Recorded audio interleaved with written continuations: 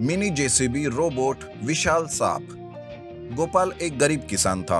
वो बड़ी ही मेहनत से अपने बेटे जतिन को पढ़ा लिखा रहा था, पर जतिन को पढ़ाई में कोई भी दिलचस्पी नहीं थी। वो हर बार कॉलेज को बंक करता और बाहर घूमते रहता था।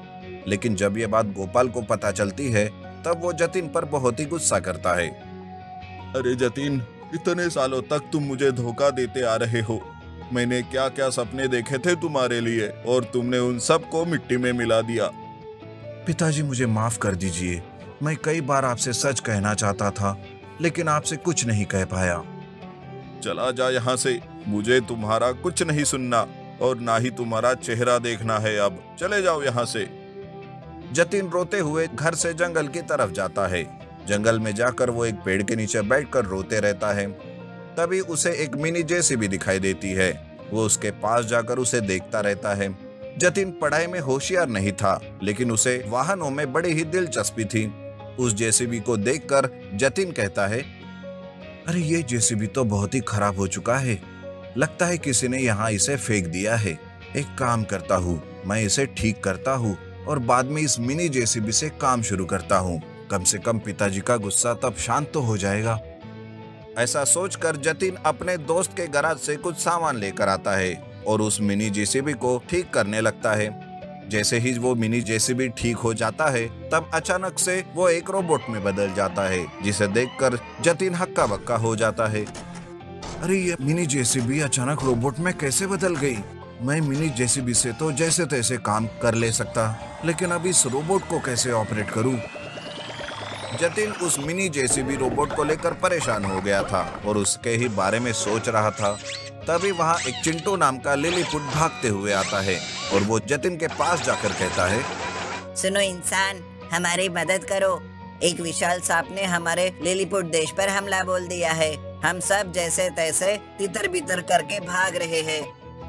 क्या कहा? विशाल सांप? अरे पर मैं तुम्हारी मदद कैसे कर सकता हूँ? मुझे सांपों से तो बहुत डर लगता है। अरे इंसान, ऐसा क्यों कह रहे हो? तुम्हारे पास ये मिनी जेसीबी रोबोट है ना, उससे हमारी मदद करो please. Jatin mini JCB robot को अच्छे से देखता है और डरते डरते रोबोट का एक हरा बटन दबा देता है। जैसे ही वो बटन दबता है, तब वो रोबोट एक्टिव हो जाता है। तब जतिन और चिंटू रोबोट को लेकर लिलीपुट के राज्य में जाते हैं। वह विशाल सांप सब कुछ तबाह कर रहा था। तब मिनी जेसीबी रोबोट उस सांप से लड़ाई करता है और उसे वहां से भगा देता है। विशाल सांप भी घायल होने की वजह से अपनी जान बचाकर वहां से भाग जाता है। तब चिंटू जतिन और रोबोट का धन्यवाद करता है। मिनी जेसीबी रोबोट लिलीपुट के राज्य को ठीक करने में मदद भी करता है। इस तरह से कुछ दिन बीत जाते हैं। तब जतिन कहता है, सुनो चिंटू, अब हमें निकलना होगा, लेकिन हाँ, अगर कोई भी मुसीबत आन पड़े तो मुझे याद जरूर करना। मैं और मेरा ये रोबोट मदद करने जरूर आएंगे। जतिन रोबोट के साथ गांव आता है, पर गांव को सुनसान देखकर और घरों की तोड़फोड़ हुई देखकर उसे कुछ समझ नहीं आता। अरे ये गांव वाले कहाँ चले गए? कोई दिखाई क्यों नहीं दे रहा? और ये गांव की हालत किसने की? जतिन परेशान हो जाता है। वो अपने घर जाता है और अपने पिता को आवाज देता है। तभी उसके पिताजी घर के अंदर से बाहर आते हैं। वो बहुत डरे हुए दिखाई दे रहे थे। जतिन के पूछने पर गोपाल कहता है, अरे बेटा, क्या बताऊं, गांव में एक विशाल सांप घुस आया है। उसने ही ये सब कुछ तबाह कर दिया। गांव वाले जान बचाने के लिए घरों के अंदर छुप कर बैठे हैं। वो ऐसे बातें कर ही रहे थे कि तभी वहां वो विशाल सांप आ जाता है। विशाल सांप पड़ोस के घर की तोड़फोड़ कर रहा था। तब जतिन कहता है, अच्छा, तो ये विशाल सांप लिलीपुट के राज्य से भागकर हमारे गांव में आ गया है और सब कुछ तबाह कर रहा है। इसे तो छोड़ना ही नहीं चाहिए था। रोबोट, जाओ और इस विशाल सांप को खत्म कर दो। मिनी जेसीबी रोबोट विशाल सांप पर हमला बोल देता है। उन दोनों के बीच लड़ाई शुरू हो जाती है। इस बार विशाल सांप भी बराबर का सामना करता है, लेकिन आखिरकार मिनी जेसीबी रोबोट उस विशाल सांप को मार गिरा देता है। सारे गांव वाले जतिन का धन्यवाद करते हैं। तभी वहाँ चिंटू अपने महाराज के साथ आता है और कहता है, सुनो जतिन, हमारे महाराज तुम्हें जाते वक्त कुछ देना चाहते थे, पर उस समय उन्होंने कुछ नहीं दिया। इसलिए हमारे सारे लिलीपुट के राज्य की ओर से ये तुम्हारा इनाम। उस इनाम में ढेर सारे पैसे और सोने के सिक्के रहते हैं। जतिन गोपाल को सारी हकीकत बताता है। जतिन उन पैसों और सोने का इस्तेमाल गांव के भलाई के लिए करता है। सारे गांव वाले जतिन की खूब तारीफ करते हैं, जिस कारण गोपाल का गुस्सा भी शांत हो जाता है और सारे गांव वाले मिलजुल कर रहने लगते हैं। पानी के नीचे 3 जादुई रोबोट और मगरमच्छ की लड़ाई। सुहास बड़ा ही चिंतित था। कैसे भी करके उसे माँ के इलाज के लिए लाखों रुपए पैसे इकट्ठा करने थे।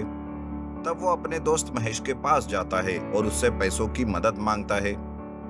सुनो महेश, माँ के इलाज के लिए मुझे पैसों की बहुत जरूरत है। इलाज सही समय पर नहीं हुआ तो मेरी माँ मर सकती है।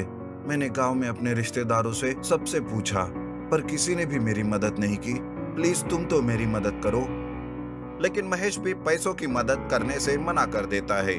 तब तो सुहास रोने ही लग जाता है। महेश सुहास को चुप कराता है और कहता है, अरे सुहास, अब तो तुम्हें जंगल का जादुई तालाब ही मदद कर सकता है। सुना है कि उस तालाब के अंदर खजाना छुपा हुआ है, लेकिन वहां जाना बड़ा ही मुश्किल है। पर माँ के लिए एक बार तुम ये कर ही सकते हो। दरअसल जंगल के तालाब में एक खजाना था, पर जो कोई उस खजाने को पाने के लिए जाता वो कभी वापस नहीं आता था। लेकिन सुहास बड़ी ही हिम्मत करके जंगल के तालाब के पास आता है, पर वो पानी के अंदर जाने से डर रहा था कि तभी पीछे से एक मांत्रिक आता है और सुहास से कहता है, बेटा, माँ के लिए क्या इतना भी नहीं कर सकता? यहाँ यूं डर के बैठा हुआ है, तुम्हें ये शोभा नहीं देता बेटा। आप कौन हो और आप मेरे बारे में कैसे जानते हो? बेटा, मैं एक अंतर्यामी हूँ। लालच में जो कोई यहाँ तक आए थे वो मारे गए, पर तुम तो अपनी माँ को बचाने के लिए आए हो। भगवान तुम्हारे साथ है बेटा। इतना मत सोचो और जाओ खजाना ढूंढने के लिए तालाब के अंदर। इस तरह वो मांत्रिक भी सुहास को बढ़ावा देता है, पर इसके पीछे भी उसका लालच ही था। दरअसल मांत्रिक को पता था कि पानी के नीचे जो खजाना है उसकी रक्षा 3 जादुई रोबोट करते हैं और वो उन 3 रोबोट का सामना नहीं कर सकता था। इसलिए सुहास को बकरा बनाकर वो उस खजाने को पाने की कोशिश करता है और उसे रास्ता बता देता है। इतने सालों से मैं जो नहीं कर पाया, अब ये सीधा साधा सुहास ही मेरा काम पूरा करेगा। बस एक बार वो खजाने का दरवाजा खुल जाए, बस फिर तो उन 3 जादुई रोबोट को मैं देख लूंगा।